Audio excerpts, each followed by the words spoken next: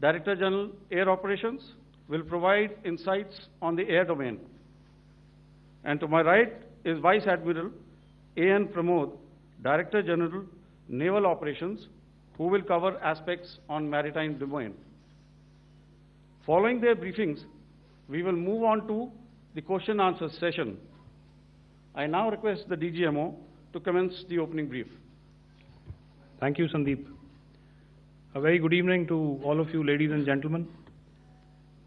You are all by now familiar with the brutality and the dastardly manner in which 26 innocent lives were prematurely terminated at Pahalgam on the 22nd of April.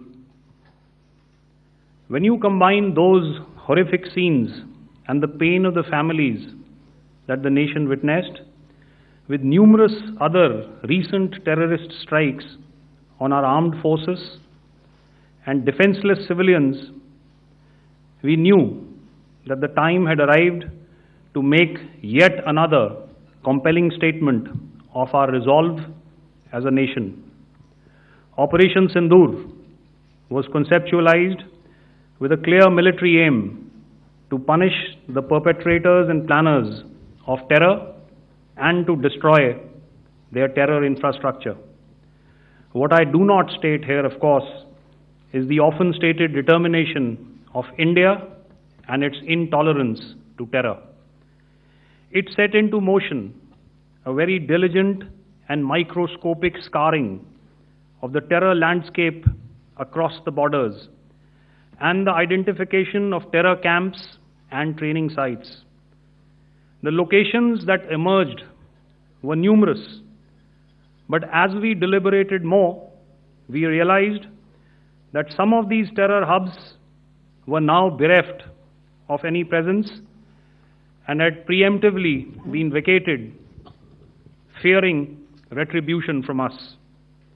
There was also a term of reference and our own binding, self-imposed restriction to target only terrorists and thus prevent collateral damage. There were 9 camps that you are now all familiar with, which were confirmed by our various intelligence agencies to be inhabited. Some of these were in POJK, while there were others that were located in the Punjab province in Pakistan. Nefarious places such as Muridke, the hub center of the Lashkar-e-Taiba, has over the years bred infamous characters such as Ajmal Kasab and the likes of David Headley.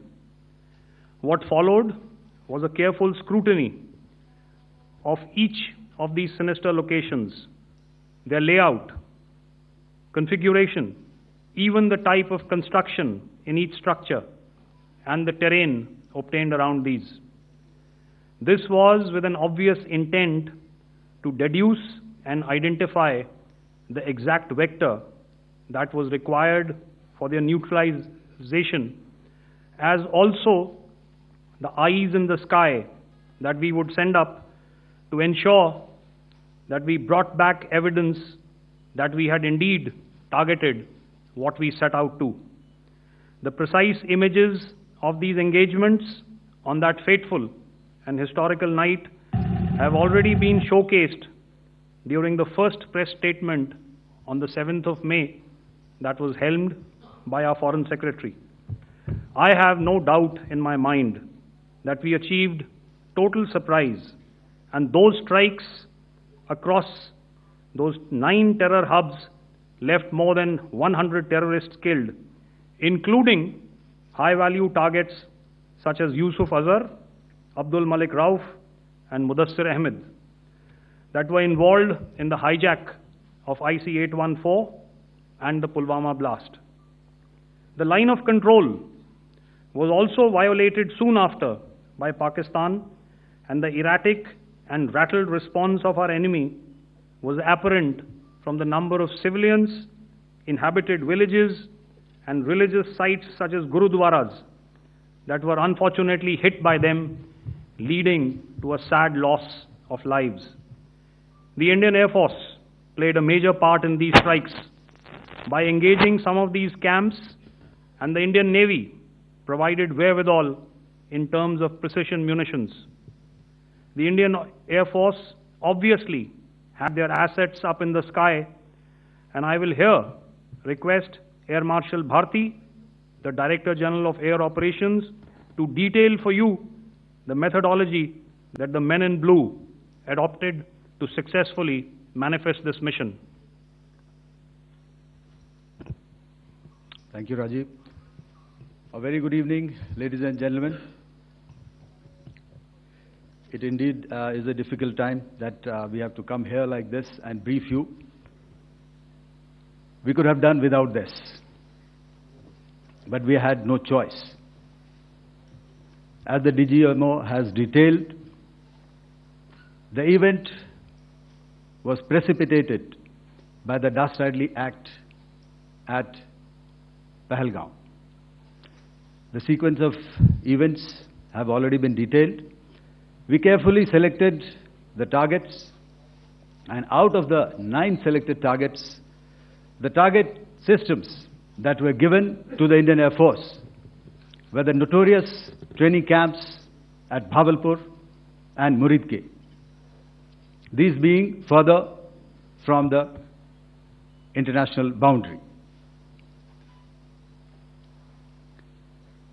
Through critical target system analysis, we analyzed what was to be done to annihilate these targets and plan to engage these targets with precision air-to-surface guided munitions so as to avoid collateral damage. The modalities of planning process I will not go through at this instant. However, what I would like to show you is the results that we achieved through our targeted air strikes. Could I have the second slide, please?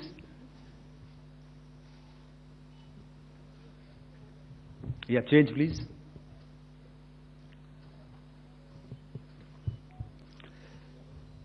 Okay.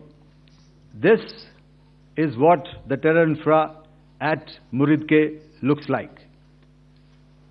If you see, north is as indicated, and to the right is east, where the international boundary lies. Could we have the next slide, please?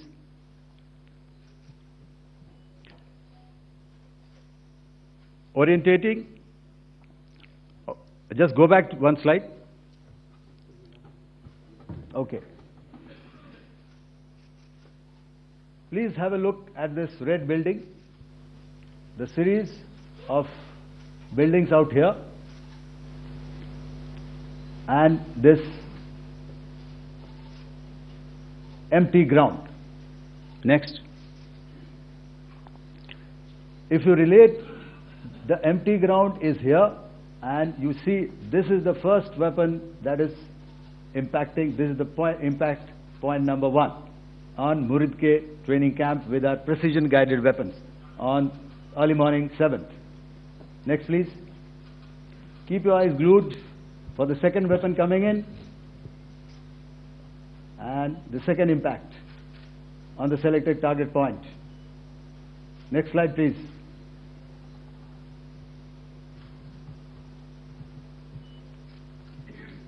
Third weapon, third impact. Continue. And fourth weapon, fourth impact. So through these targeted and precision targeting, we addressed the target at Muridke, which was the terrain infrastructure. Can you hear me? All right. Okay, I'll come closer to the mic. Now we go to the next target, which is the Bhavalpur training camp. Next slide, please. Okay, just wait. So the effect, if you see, the impact point, if I can point out, this is the impact point. The ammunition has gone through the roof and it has created a blast inside, the photographs of which you would have, all of you would have seen. And the red building, after that there was this double-story building. It has been completely decimated by our precision targeting. Next, please. The target system which was in the north, a series of buildings. I will show you how it looked. Next. Completely destroyed by our precision targeting. Next. Now coming to Bhavalpur, this is the target complex that we are dealing with, a fairly large target complex. So we had to carefully choose the points that we needed to address, which were high value and which would meet our stated objectives of eliminating the terrorists. I would like to draw your attention to this red canopy, and in relation to that, I would cover the targets. One target system is a series of buildings here, other one here, and other one out here. Next slide, please. This is how it looked before, and this is how the building looked after the impact of the weapon. And orientation in relation to this red canopy, you can see here. Next, please. Before, next, and after. The roofs have completely collapsed. Next. This is the target system. Next. Precision targeting, and we have achieved our objectives here. Next. All right. So that was what we did on the 7th. Our objective was to address these two terrorist camps, and that we did with precision. And thereafter, we maintained a robust air defense posture, because remember, our objective was to target the terrorists and terrorist infrastructure, not any other infrastructure, not the Pakistani military, not the Pakistani any other infrastructure. So that is what we have maintained on the 7th of May. However, what we saw in the evening of 7th of May, we were saturated with a raid of Pakistani unmanned aerial vehicles and small drones. And these came in waves in our civilian areas, over our military installations, and all of them were successfully intercepted. Few of them did manage to land. However, there was not much damage that they did. And we have our robust counter-US hard kill and soft kill systems which did the job. However, the difference here was that we had targeted the terrorists. The adversary now has targeted our civilians and the military infrastructure. So it had to be responded to. So in a quick and calibrated response, that very night, we struck their radar installations at Lahore and close to Gujranwala, the LYT installation, to indicate to him that we are ready, yet we do not want to escalate. Our fight was with the terrorists and not with the Pakistani military establishment. Thank you.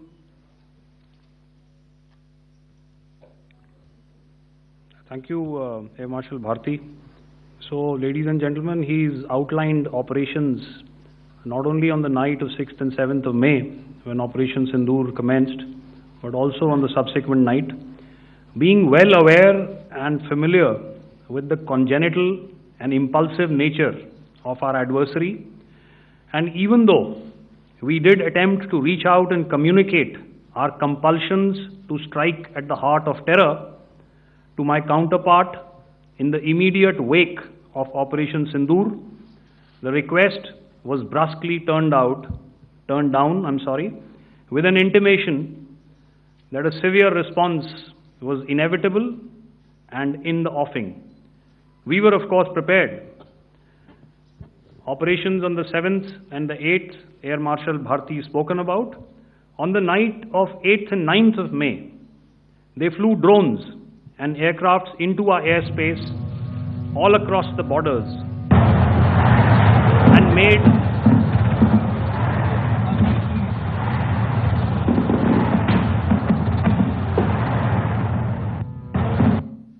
made largely unsuccessful attempts to target numerous military infrastructure. Violations on the line of control by Pakistan also commenced yet again and precipitated into fierce arty engagements. The air operations on the night of 8th and 9th of May, I'll yet again request the DG Air Operations to cover.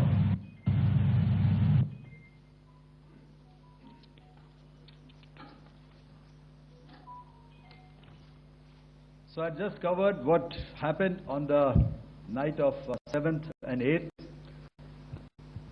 What we found that on the night of 8th and 9th, starting as early as 22:30 hours, our cities had a mass raid of drones, unmanned aerial vehicles, UCAVs, starting right from Srinagar, going down right up to Nalia. It was a mass raid in waves, and it was relentless. However, we were prepared, and our air defense preparedness ensured that there is no damage on ground or to any of the intended targets that the enemy might have planned for. The difference between 7th night and 8th night was that on 7th night, he sent in his Jihad class of UAVs, however, these UAVs can go some distance, they are armed. However, on the 8th, less numbers of armed UCAVs were there or UAVs were there, and more numbers of quadcopters, maybe for surveillance or just for harassment of civilians. This continued till midnight. Our air defense preparedness ensured that there was no damage on the ground, either to the military installations or to the civilians. However, the enemy had yet again shown that he wanted to up the ante and he wanted a fight, and we were up to the task. In a measured and calibrated response, we once again targeted his military installations, which included his SAM sites at Malirkant. This also included his surveillance radar sites at Lahore and close to Gujranwala. These were suitably addressed, and thereafter his drone attacks continued even till morning, which we countered, and during the daytime there was some respite. Here I would like to bring out another aspect. What we found was that while the drone attacks were being launched from somewhere close to Lahore, enemy had allowed his civilian aircraft to also continue to fly out of Lahore. Not only his own aircraft, but international passenger aircraft, which is quite insensitive, and we had to exercise extreme caution, even at the cost of some tactical disadvantage, to ensure that there is no damage to any of the civilian aircraft. And this was also brought out in our press briefing during the day. So I will now hand over to my colleague to cover the events of 9th onwards. On land, we also undertook certain measures such as deployment of air defense and electronic warfare assets to establish an integrated grid with the Indian Air Force, and I have seen and heard some of you wax eloquent about the benefits of such an architecture when it comes to negating and combating air intrusions. We also carried out deployment to include movement of our forces in the land, sea and air domains. The night of the 9th and the 10th of May saw similar intrusions by drones and aircrafts, And this time, there was a concerted effort to target airfields and some very, very important logistic installations, albeit yet again unsuccessful and denied gallantly and efficiently, I must say, by the integrated Indian Air Force and Indian Army Air Defense. We further strengthened our deployment and also initiated some pressure points to send a very clear and unambiguous message to the other side to desist from any misadventures on land. Some of the airfields and dumps saw repeated attacks in waves from the air. All were thwarted. The Pakistan Army has reported to have lost approximately 35 to 40 personnel in artillery and small arms firing on the line of control between the 7th and the 10th of May. What the other side had probably also not reckoned with was the speedy and precise turnaround and hit back by the Indian Air Force. And I will yet again ask Air Marshal Bharti to speak about these significant and game-changing strikes. I will thereafter request Vice Admiral Pramod, my colleague and Director General of Naval Operations, to tell us about some very telling naval maneuvers in the Arabian Sea that exerted pressure on the night of 9th and 10th of May. Over to you, sir. Thank you. Commencing about 2000 hours, that is 8 p.m. local time, on 8th of May, several Pakistani unmanned aerial systems, drones, combat vehicles attacked multiple IF bases. These included Jammu, Udhampur, Pathankot, Amritsar, Bhatinda, Nal, Dalhousie, Thois, Jaisalmer, Uttarlai, Falodi, Nalia. These were almost simultaneous and they came in waves. All our AD guns and other systems were waiting for them. All these waves were neutralized by our trained crew using the air defense systems that they have, and also some of them were utilized using our legacy systems like Pechoras and IF Summer, which we have recently acquired. And some were neutralized by the Garud snipers. There was no damage on ground from these incursions and these mass raids, if I could call them, from the Pakistani side. However, following these relentless attacks on our air bases, on our forward positions, and on our civilian targets, this was time to convey some message to our adversaries. And therefore, a decision was taken to strike where it would hurt.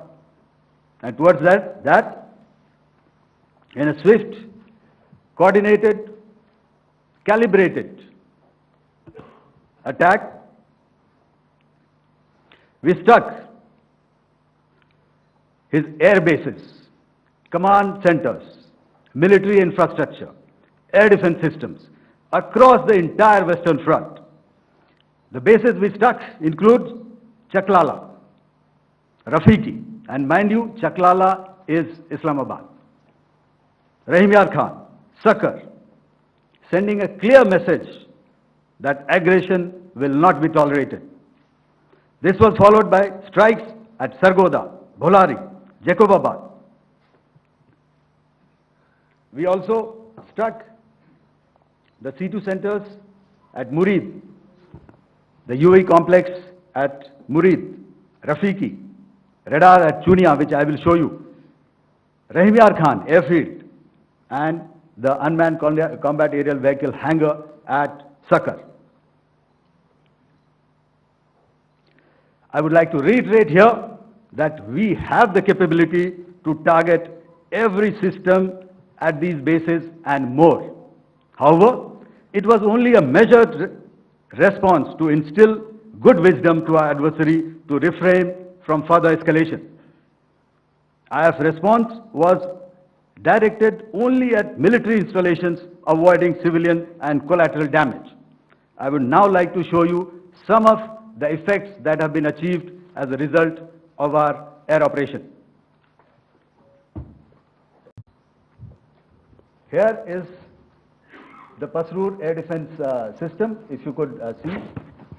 Zoomed up view, this is the radar mounted on a high tower.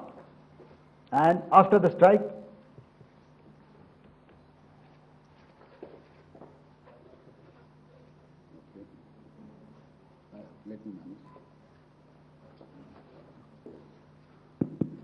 thank you.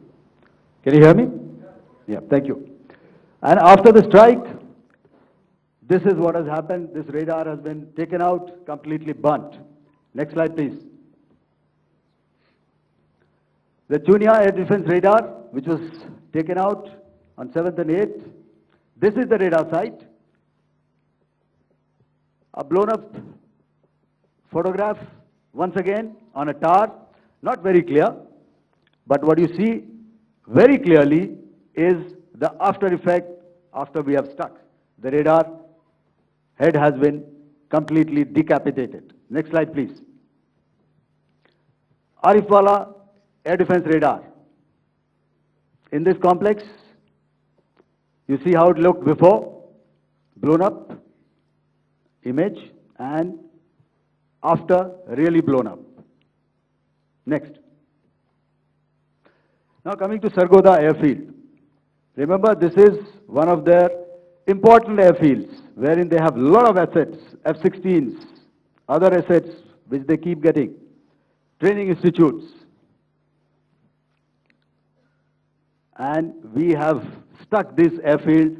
It is not, if you zoom in here, then one impact point here on the runway and second impact point of our weapon, precision weapon on the runway. And if you see this blown up, repairing going on. Same here. Next. Raimiar Khan. This is the area we have struck. A deep strike out here and one complex here. So this is how it looked before, and same.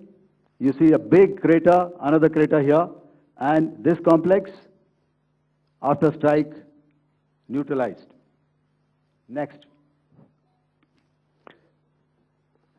Chaklala airfield, Noor Khan, once again a major air base, a lot of their logistic assets out here. This was the chosen complex that we intended to strike and convey a message. Next slide, please. This is how it looked before, and this is how it looked after our strike. Next. Sakar. We chose the radar site at Sakar. This is the radar site, and after it was struck, this is the aftermath, completely burnt out. Next, please. Aircraft shelter. This is how it looked before the strike, and this is how it looked after the strike. The roof of the buildings completely caved in and burnt. Next. Bolari airfield, aircraft hangar. This is how it looked before, and this is how it looked after the precision strike. Next. Jacobabad, aircraft hangar, and this is how it looked after. Next. So what I'm trying to convey here, ladies and gentlemen, is to start with, our fight was neither with the Pakistani military nor with anybody else who's there on the other side. Our fight was with the terrorists. We neutralized the terrorists that we selected to be neutralized, and thereafter we only maintained the air defense posture. However, we were relentlessly pounded by waves after waves, night after night, by his UCAVs, by his drones, and by his other unmanned aerial systems. And that left us with no choice but to retaliate, and yet our retaliation was calibrated, it was graduated, and it was proportionate. Thank you.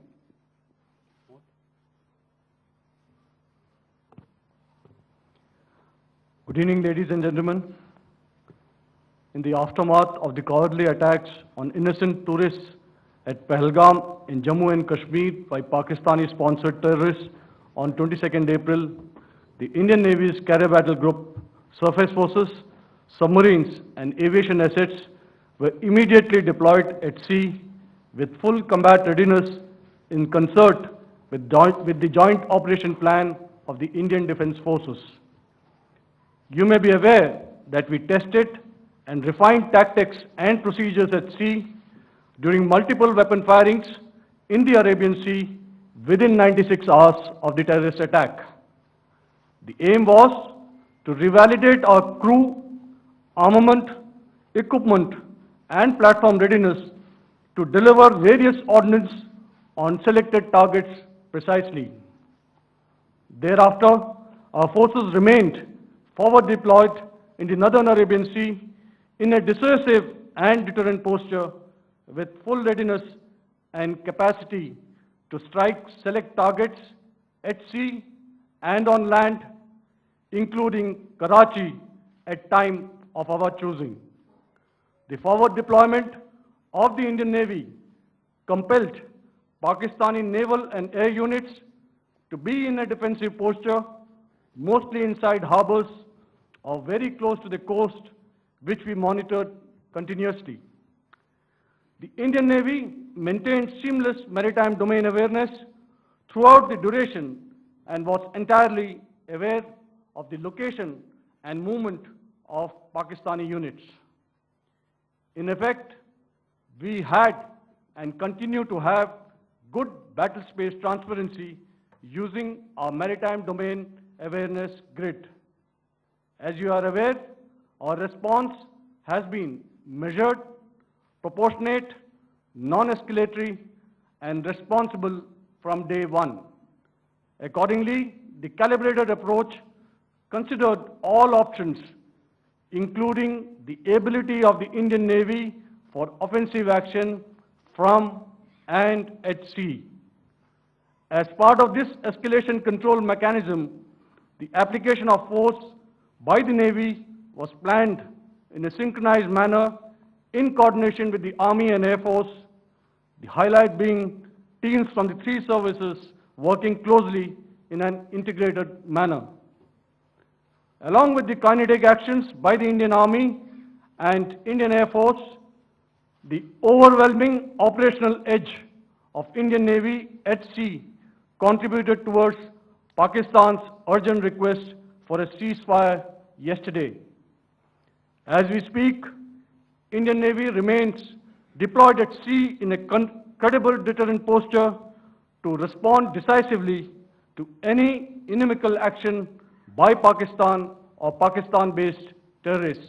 Thank you. Samno Varna, Jai Hind. Now I'll hand over to Director General Military Operations for further proceedings. Ladies and gentlemen, on the 10th of May, in the morning, even as we were getting into a huddle to wargame the events of the previous night, a routine exercise, I received a message on hotline from my counterpart in Pakistan seeking my willingness to communicate. Since our initial aim was to strike at terror camps and all our actions in the subsequent days were in response to the intrusions and violations by the Pakistan Air Force and its army, it was decided that I would indeed speak with my counterpart.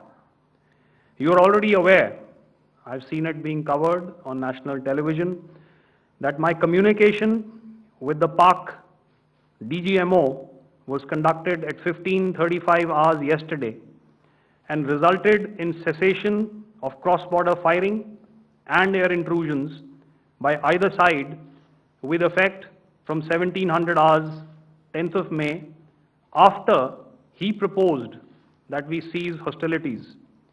We also decided to further speak on the 12th of May, that's tomorrow, at 1200 hours, to discuss the modalities that would enable the longevity of this understanding. However, disappointingly, and must I add,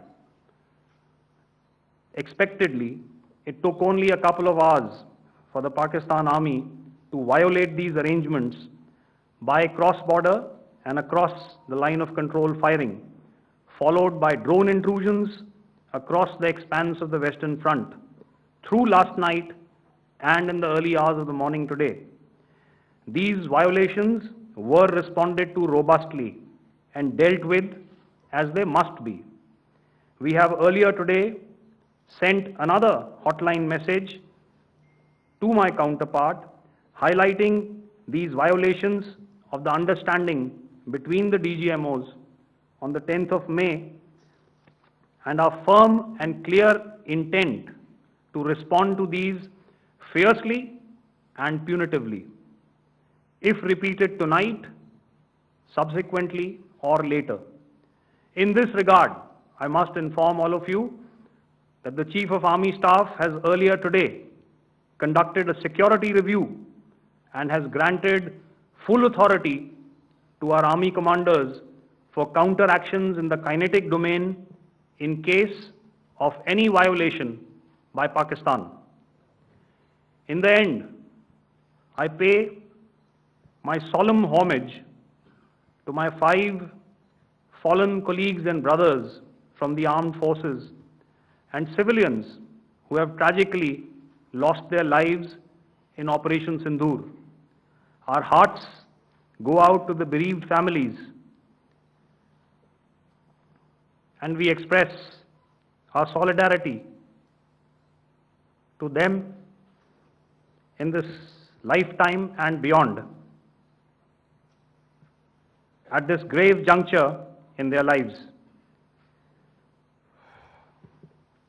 Their sacrifices shall always be remembered and spoken of in glowing terms by a grateful nation.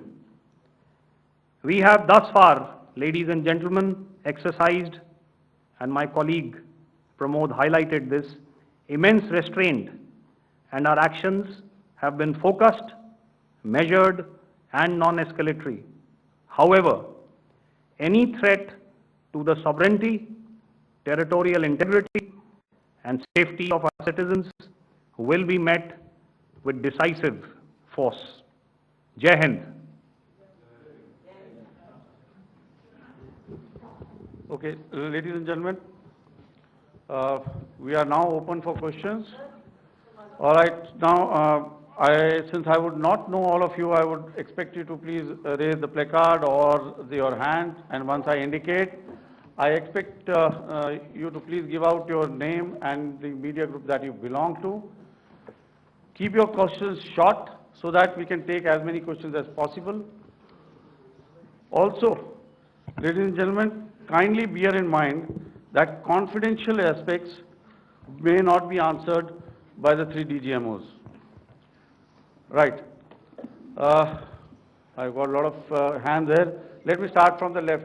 Left foot always in front when we start marching. So here we have to the left, okay. Yeah, 238. Hello. So this is Manas Pratimugyan from PTI, Press Trust of India. So the understanding that was reached yesterday on stopping the military operations and actions, was it for just 3 days? And what would be the cost escalation if there is violation of this understanding by the Pakistani side? And my subsequent question would be that we have a kind of ceasefire agreement with Pakistan that was finalized in 2003. So will there be some kind of similarities in frameworks between the two kind of understandings, 2003 ceasefire agreement and the current understanding on stopping military operations? And again, what would the cost that will be incurring on Pakistan if Pakistan again resorts to this kind of terrorist activities, because we have made it very clear that the cost will be very high. So I would like to have your thoughts on it. Okay, so I'll answer the latter part of the question first. I also want to add that while the initial ceasefire agreement, as you correctly pointed out, is of the 2003 vintage, but I must remind you that in 2021, in the month of February, and this was then when the crisis in eastern Ladakh was also on, the two DGMOs had spoken and arrived at a ceasefire understanding that lasted right up until this unfortunate attack at Pahalgam. Once our Foreign Secretary had announced the decisions of the CCS in the immediate wake of that attack, he had announced certain measures, and then of course Pakistan had in turn made its own announcements. Since then, there have been certain violations of this ceasefire understanding, and of course after the 7th of May, like I pointed out during my statement, that there have been numerous violations on the line of control especially, and of course along the international boundary by the Pakistan Army and the Pakistan Air Force. This understanding that we spoke about yesterday, no, it was not for 3 days. It was first to stop aggressive and hostile activities immediately, let that order and direction settle down for about 36 hours, and thereafter discuss modalities, like I said, to ensure its longevity. That is tomorrow on the 12th of May. But unfortunately, we had a violation starting at approximately 1900 hours last night, and we've sent a communique, like I said, to the Pakistan Military Operations Directorate, and we will await as to what happens tonight. All right. The cost escalation, I'll leave it to your best imagination. I've already said that the response will be fierce and punitive. Now, the right foot forward. Yeah.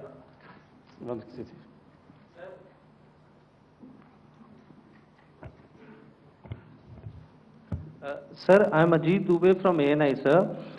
Sir, my question is that you talked about the loss of lives to the Pakistan Army, that was around 35 to 40 kills secured by the Indian Army. Sir, can you tell us what would be the total loss of life to the Pakistan Army in both Army and Air Force attacks, sir? And how good was the performance of the BrahMos, Scalp and the S-400 during the operations? And sir, since we have just one no line, multiple sir. questions, please. Sir, all right. and since sir, we have achieved such a spectacular, we have made good achievements in this entire operation, can we say that we have emerged victorious, or we have a big upper hand over the Pakistanis in this entire conflict? Thank you very much, sir. So I'll answer the question about the loss of lives on the other side. Of course, there are various means to ascertain that number. There is information from various agencies that come in. There are, of course, on the line of control, other ways to find out as to what has been the effect of what you are doing there in ceasefire violations.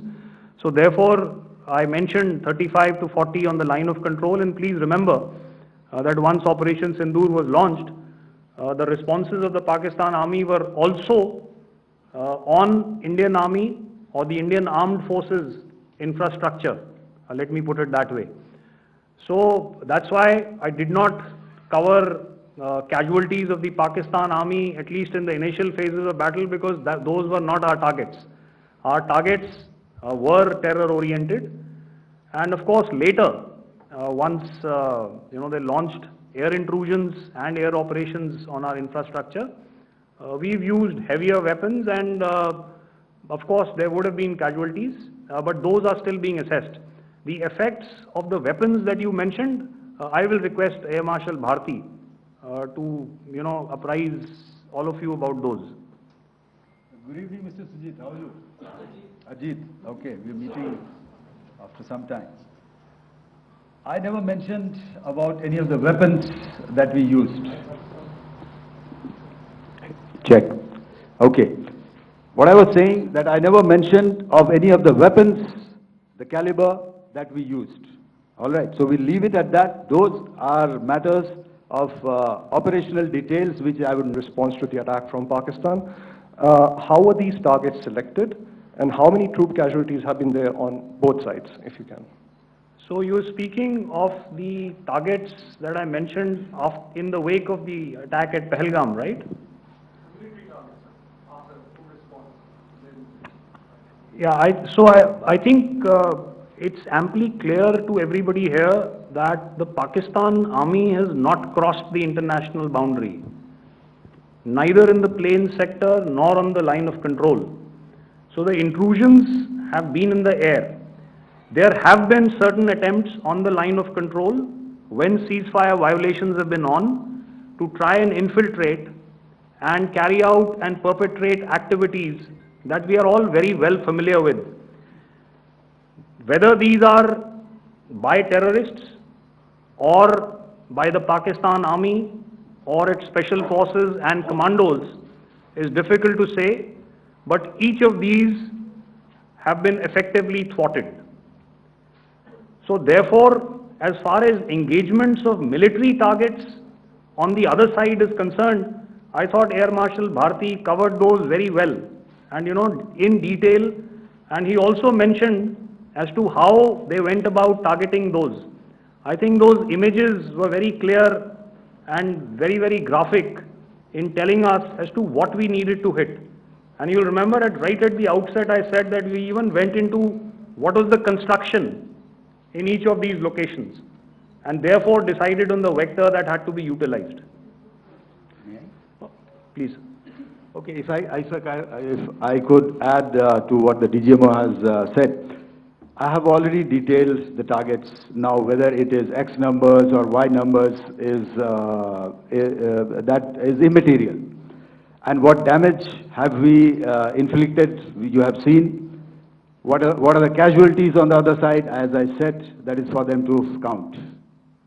As far as we are concerned, from the air defense side, if they had a choice, they would have definitely come in. They are fighters, there are more numbers of UCAVs. It is not that they did not intend to come in. It is only that our robust AD posture prevented them from coming in. So that must be known, and that must be realized by all the audience here. Yeah, I'll come to the left now, 24.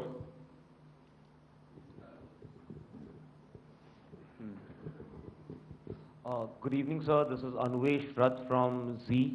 Sir, I wanted to know on the first briefing, which was done by FS and two representatives from Air Force and Army, you showed a list where there was 21 places in that list. You have stuck 9. Are more operations going to be held? Is Operation Sindoor still on? And the second question, thank you, sir. Thank you so much. And also, I want to congratulate all three of you for a fantastic operation that you guys have done. Thank you so much. Thank you so much for that one question. Yeah. Sir, the question. Unfortunately, Rath, is that your name? I'm sorry.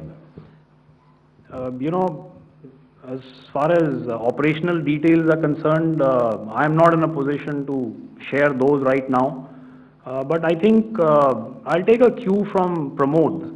He said towards the end that the Indian Navy is still in a posture that is deterrent.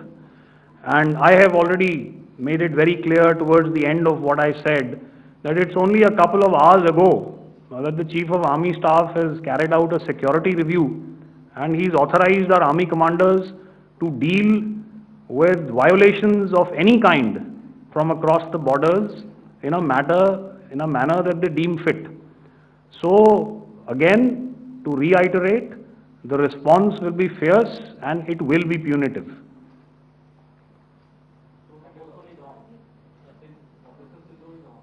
Yes. 163. I'll go back this side now.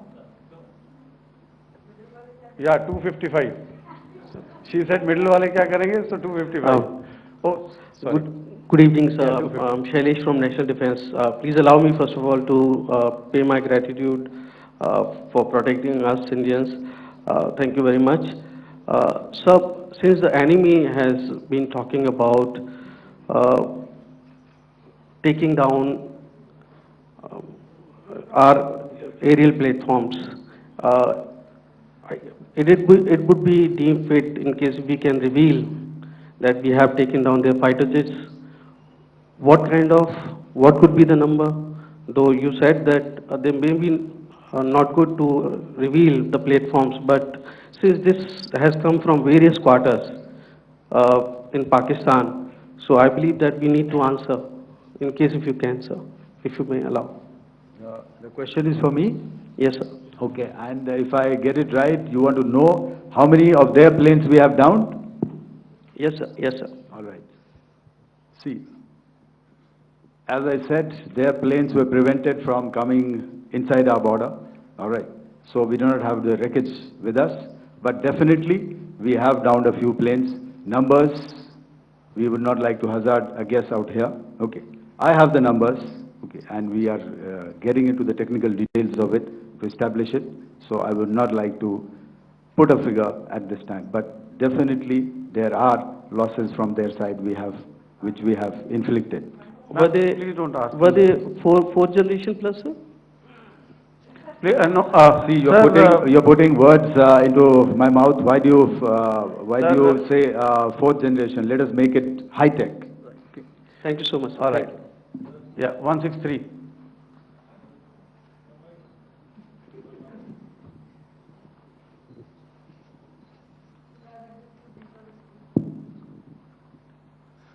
Sir मैं मंजीत नेगी हूँ आज तक से। मेरा सवाल ये है कि इस पूरे ऑपरेशन में जो आतंकी ठिकानों को निशाना बनाया गया, क्या नंबर्स कुछ बता सकते हैं कितने आतंकी मारे गए? कुछ नाम सरकार मतलब कुछ नाम मीडिया में आए भी हैं जो बड़े उसके मास्टरमाइंड थे।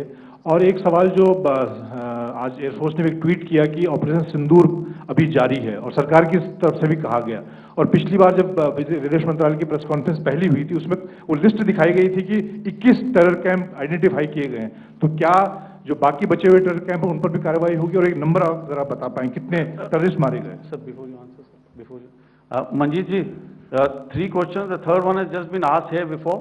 So 21 this thing. So I'll request the first to be answered so that we have more number of people. जब मैंने स्टेटमेंट दिया तो मैंने शुरू में ही कहा कि जैसे ही ऑपरेशन सिंदूर कॉन्सेप्चुअलाइज हुआ तो हमारा जो पीछे की कार्रवाई होती है स्पेड वर्क और टारगेट्स को आइडेंटिफाई और एनालाइज करने की कार्रवाई शुरू हो गई थी।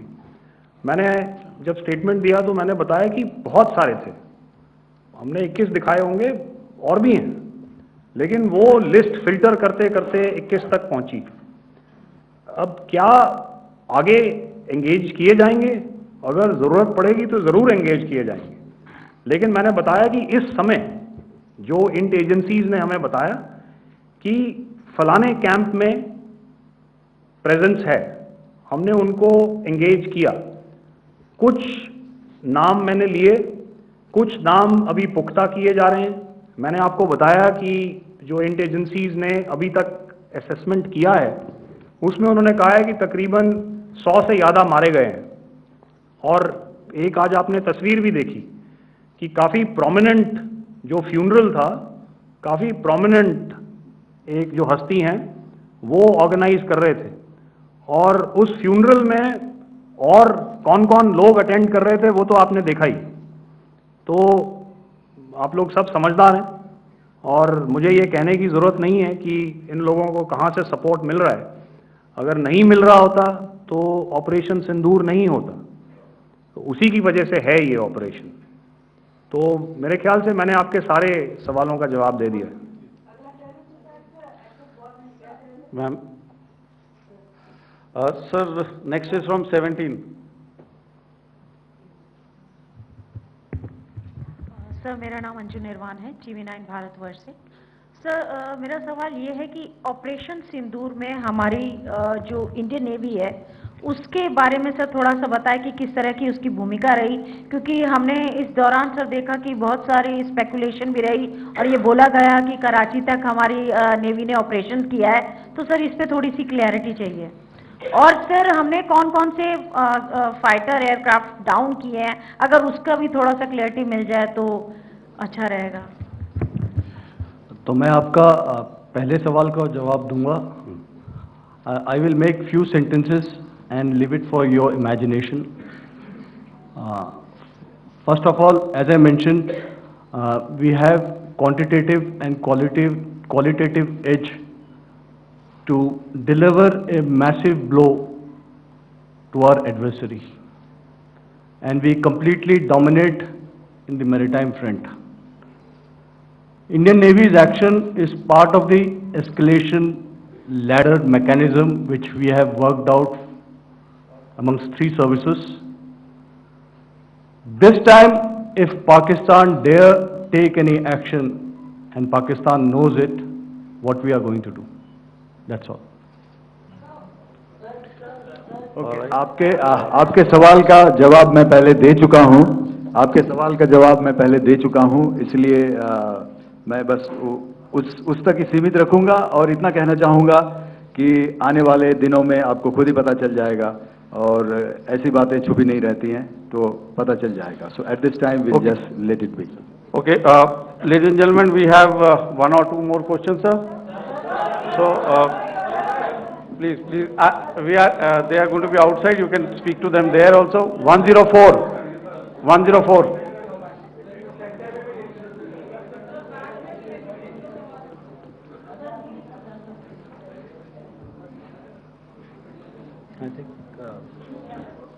Yeah, ask sir.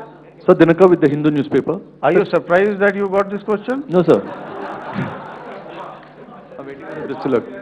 Sir, can you give a number of assets we lost, because there's been a lot of speculation going on, international media writing a lot of things about our platforms, including Rafale. I mean, Pakistan claiming that Rafale has been downed, etc. Can you put that question to rest and clarify on that? I guess that question is for me. All right, I'm happy that you've asked this question. You know, we are in a combat scenario, and losses are a part of combat. The question that you must ask us, okay, and indeed that we must ask ourselves, you inclusive, is have we achieved our objectives? Have we achieved our objective of decimating that terrorist camp? And the answer is a thumping yes. And the results are for the whole world to see. As for the details, what could have been, how many numbers, which platform did we lose?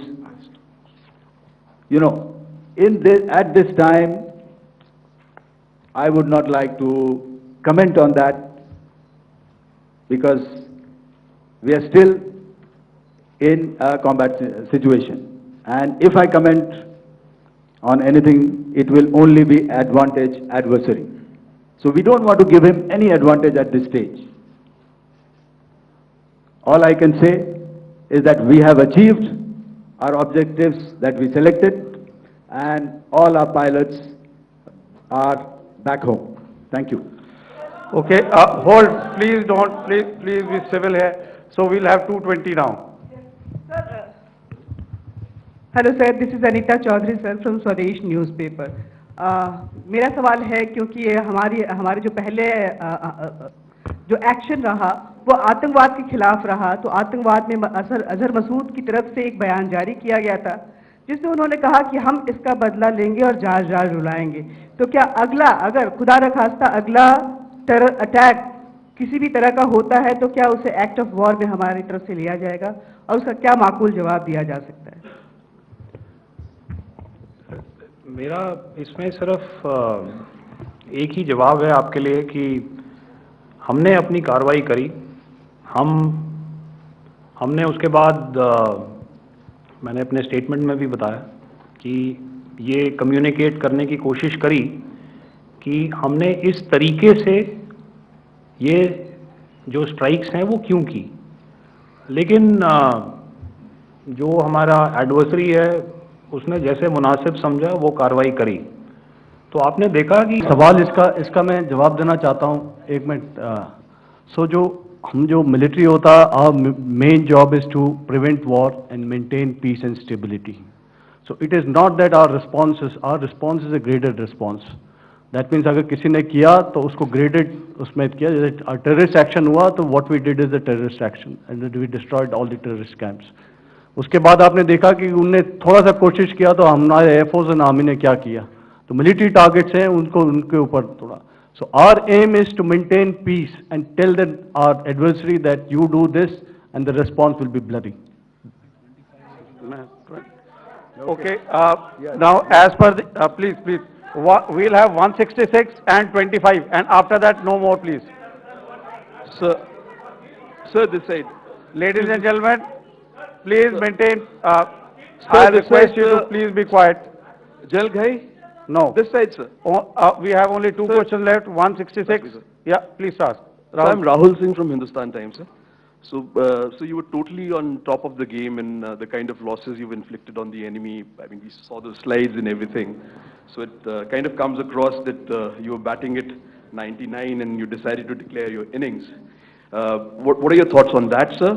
And do you think, are you weighing the option of the Pakistan army using this time, buying this time of the so-called ceasefire or the understanding?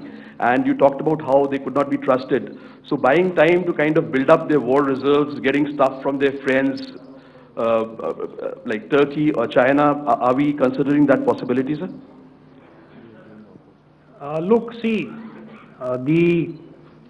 the call came from the Pakistani side to speak about cessation of hostilities. What pauses mean during such conflicts is known to everybody. You know, I don't want to go into the pros and cons of how preparation for war is made. You know, that is a process in itself.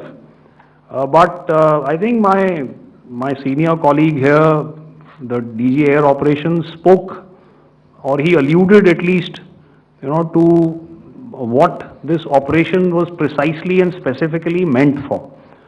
And I think that's something that we achieved, you know, right at the outset. Had we had the option not to go further, we probably wouldn't have. But we've been compelled to be in this situation. And as you've seen, the armed forces of India, and you know, you've got the three Director Generals sitting here, we are always prepared to face any eventuality. And like I said, that's for the sovereignty, the territorial integrity, and the safety of our citizens. So whatever has to be done will be done. You know, I'm not so concerned about what Pakistan will do in this time. I'm only concerned about what we will do. We have a roadmap and a plan, and we will follow it diligently, and we will follow it to the T. You know, that's the contention that I want to make here today. Ma'am, please. Okay, the last question, and ma'am, 25, she has been asking since the first one. Sir, I'm Nandita. Sir. She's not asking a question. Sir, I'm Nandita Dagar, DAGAR from DD News and DD India. Sir, I wanted to ask you that my question is to General Ghai. Sir, you spoke to your counterpart yesterday and the Pakistani counterpart. Sir, what is the Indian Army's assessment that despite that agreement, that talk that you had, despite that agreement coming into effect at 1700 hours yesterday, why did they violate it? And number two, yesterday at the joint Defense Ministry and Foreign Ministry briefing, Wing Commander Vyomika Singh and Colonel Sophia Qureshi had told us that we have cited the Pakistani troops amassing at the borders and at the LOC. Sir, has that situation changed? Have they withdrawn? And sir, if in case, despite now there is a lull of course, but if tonight again, if the enemy again carries out shelling and aerial intrusions through drones, what is going to be our response, sir? Thank you. So without outlining the specifics of that response, I've already made it clear that there will be a response and it will be fierce and it will be punitive. Why the Pakistan army chose the option of violating the understanding that was arrived at earlier yesterday, I think that's a question that we best answered by the Pakistan DGMO. I wouldn't be able to, give you that. But, in situations such as these, and if you go back into any conflict, sometimes these understandings take time, to fructify and manifest on ground. But without, getting into the reasons, it is our mandate to be prepared at all times, and that we were. It's not as if because there was an understanding we weren't prepared. I must tell you that the armed forces were on a very, very high alert, and they continue to be in that state even as we speak. Oh, all right. Ladies and gentlemen, please, ma'am, please. Okay, thank you so much for coming today. Those who have missed asking a question, those who have missed, see, I knew I'll grab this attention from you like this. Those who have missed the opportunity to ask a question can give me a written one. I will definitely get back to you with that. And also, they are they are invited for a cup of tea in my office day after tomorrow. Thank you, ladies and gentlemen, for coming. Thank you. Thank you very much. Jai Hind. Jai Hind.